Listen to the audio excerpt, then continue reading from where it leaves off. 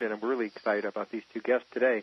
AFL and NFL running back Abner Haynes, and Abner's got plenty to say about the modern-day players versus the retired players and management in the National Football League. And we'll have Abner just in a couple of seconds. And then, of course, Andy Madoc at about 30 after the hour on the sports collectible industry. Topics, of course. I'm sure JBK is going to have some final thoughts on the Patriots loss to the Giants. Eli Manning did it again. Peyton Manning will be elsewhere next season, most people believe.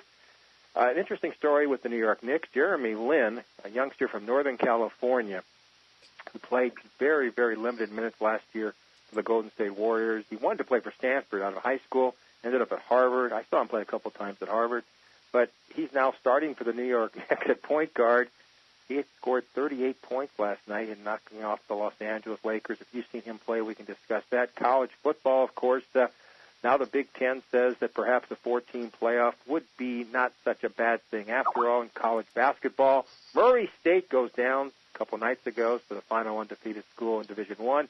Kentucky probably has the most talent, but March Madness is certainly wide open. One thing for certain, though, folks, a Pac-10 school will not win it as the conference totally stinks. In politics, Obama backs down.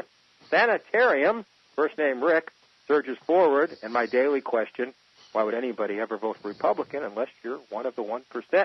And with that, JBK, welcome to the show, and I'm sure you've got some final thoughts on the Patriots' loss to the Giants. No, Fred, let me just say that thanks to a battery and a team of highly trained therapists, I am able to take to the air today after that game last week. I don't know what to say, other than the fact that the Giants were the better team, and it boiled down to this one aspect. The Giant wide receivers were spot on, and the Patriot receivers were not. That was the difference in this game. You know, I played running back and wide receiver all the way up to B football, and the one thing I did have, not a lot of speed, pretty good quickness, and I had great hands. And so when Welker says he'd catch that 100 out of 100, I'm not sure. I really don't. I mean, it's nice of him to say, so he's taking the blame for it. But in that situation, Brady threw it in the only spot he could throw it, but that forced Welker to sort of torque and turn back going at full speed. That's never easy, is it, JBK? No, it's a tough catch to make, but it's a catch I've seen him make. He's right, though. It's a catch that he normally makes. I mean, he's raised the bar in New England over the last 4 seasons where he's clearly, an A-list wide receiver. He's going to get franchised by the team. That catch has to be made if you're going to win the Super Bowl, period. And everyone talks about the Aaron Hernandez drop in the last drive, when they had when they were looking for the last gasp drive. The biggest drop, in my opinion, or the non-catch in that drive, was Deion Branch. Deion Branch had to go right through his hands, and he had a lot of real estate ahead of him.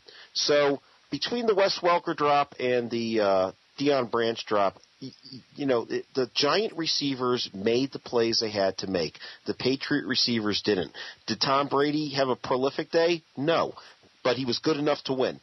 And so was Eli Manning. And the fact of the matter is, I don't blame the defense, and I don't blame Tom Brady. I blame the wide receivers. And the fact of the matter is, it was just a hard-fought. It was a good game. And the Giants were just a little bit better. Fact. End of story. It's not like 08 where I was devastated. 08 was horrible. I mean, I'm still recovering from 08. But this one was one that you just have to accept. I think we discussed this last week when I said no matter who wins the game, it's not going to be considered an upset. And that's what a Super Bowl is supposed to be. So if you look at it in a vacuum and you take away my, I don't know what you want to call it, fanaticism for the Patriots. That's a good word. I have to live with it, but it was an entertaining game, and the Giants were just a little bit better. That's it. Before we go to all-star running back from 50 years ago, Abner Haynes for the Dallas Texans and the Kansas City Chiefs. One more question. After the game, Gronkowski, of course, took off his shirt and danced all night before the surgery. Yeah. A lot of people put him down for that. Your thoughts? Yeah, hey, Matt Light were seen on that YouTube video that went viral. It doesn't speak well. It didn't. I think a lot of times the fans take it harder than the players. I mean, the players obviously work very hard to get ready for the game, and they take great, care of themselves throughout the season. And in some regards, I respect the fact that they wanted to cut loose a little bit. But I just lose the Super Bowl, I'm not going to be out dancing with my shirt off, I can assure you. And I'm not going to be going to bar mitzvahs either. I guess what I'm trying to say is it didn't sit well with me because I felt that there wasn't a level of rejection or dejection, that was commensurate to the magnitude of the loss. I can't be that happy after losing a Super Bowl, but, I always say this to you, Fred, whether it's, the Marines in Afghanistan or a politician or somebody who does something that we question, or the guy, McQuarrie, the guy in Penn State, unless you walk in somebody's moccasins, unless you're walking in their shoes, you can't really say for a fact what you would or would not do. It's just not possible. You'd like to think that we'd act in a certain way. We'd like to think we'd rescue a child in the showers if Sandusky was in there. We'd like to think that we would comport ourselves like gentlemen if we were on the battlefield and we had POWs who were unarmed or whatever. And we'd like to think that we would be a little bit sanguine after losing a Super Bowl. But I'm not Gronkowski. I don't know what the circumstances were. Maybe somebody pushed him out there and said, "Oh, let it go," and you're going to be back, and you got a great career ahead of you, and you played a great game, or your team fought hard, whatever. Just let it rip for a few minutes on the dance floor. Who knows? It didn't sit well with me, but I can't go all out and criticize the guy because, once again, unless I'm in his shoes, it's not fair for me to say exactly how he should be behaving in that moment. 1960, I was a very young guy here in Southern California. The L.A. Chargers were here for the one season, and, of course, a couple years later, they had a couple of fine running backs, Keith Lincoln and Paul Lowe. But the best running back in the league in that period of time was a guy who played for the Dallas Texans, once Abner Haynes. And, of course, they moved on to become the Kansas City Chiefs. We're talking to Abner Haynes now. And, Abner, welcome to the show. Good morning. How are you guys? Well, we're fine. Would you have danced after your loss in the Super Bowl?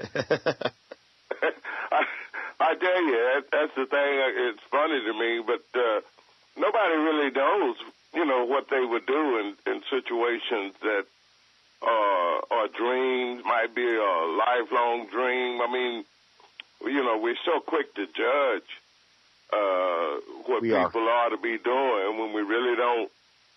It's more to it than that. Let me just say that. Always is, Abner. I agree with you. All right, Abner's here because he's fighting for a great cause. Folks, some of you don't understand what's going on, and it has gone on for many, many years in the National Football League. Modern-day players used to make thousands of dollars. Now they're making millions of dollars. And management and the Players Association not giving all that much back to the players like Abner, who retired a long, long time ago, but basically made the league what it is today. And I read somewhere, Abner, that Herb Adderley, fine defensive back for the Green Bay Packers, for many years, and all-pro many years for Michigan State. I think he's making a cool $166 a month as far as pensions are concerned. Abner, what's going on? Well, it obviously there's a lot going on, but I'd like for your listening audience and the fans to take a look at what's happening where we live. When I was 15, it was segregated. When I was 17, we integrated Texas. People didn't want us to be educated for some reason.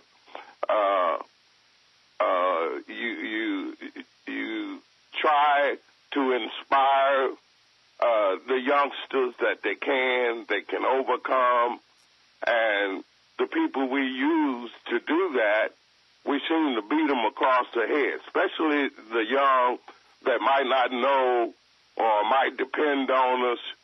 Our system seems to work them for free, punish the ones that deliver and let the con artists get away, send so-and-so to the Pro Bowl and leave so-and-so at home that might have really deserved.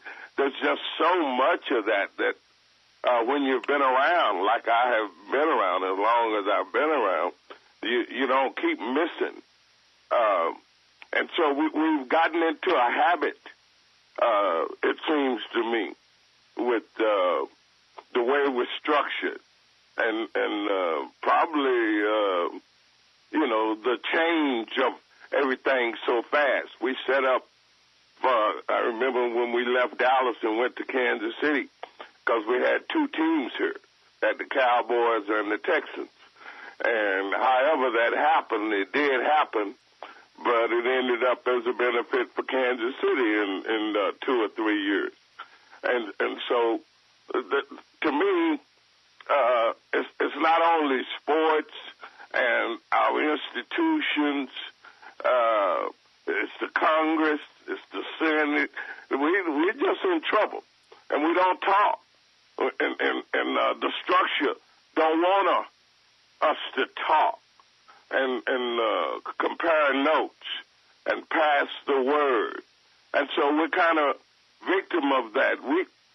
I found out when Ron Shanklin, wide receiver for the Pittsburgh Steelers, passed and couldn't get no financial help from the NFL to get an X-ray and some other things. And in about 6 months, this guy was gone. And then I realized, wow, we've been lied to a lot then. If this guy couldn't get no help, must be something we're not understanding. So I started trying to assemble retired players' email addresses. And I didn't really know nothing about computers, still don't. But it just seems to me that at that time it was almost spiritual. That, wow, you guys need to wake up and start paying attention, because you might not be getting all of the facts and all of the information. And playing football and dealing in violence and things like that probably is difficult to focus down after practice and pay attention to contracts and so forth when you're 20 years old or 18 or 22 or 39 or whatever. And so a lot of this, to me, is because we have no systems for integrity anymore, for ethics anymore, for morals. Right. And we've gone from love and caring and compassionate to bullying. Yeah. We're talking to all-pro running back in the early 1960s, the Dallas Texans and the Kansas City Chiefs, Abner Haynes. And JBK, I know you got some, as a lawyer, I know you got some questions for Abner. Yeah, you guys have Linda Sanchez out of California was really beating the drums for you back about 3 years ago. And I just want to know to what extent you were getting any other kind of congressional support from Washington or from the local California leaders. Actually, no. And to tell the truth, I paid my own way. And the reason I haven't played that game is because it has a tendency to dirty you up. And how so? What do you mean? When you say dirty you up, tell me what you mean by that. Well, the financial game and the games that are played with finances on us, as though we can't get anything done.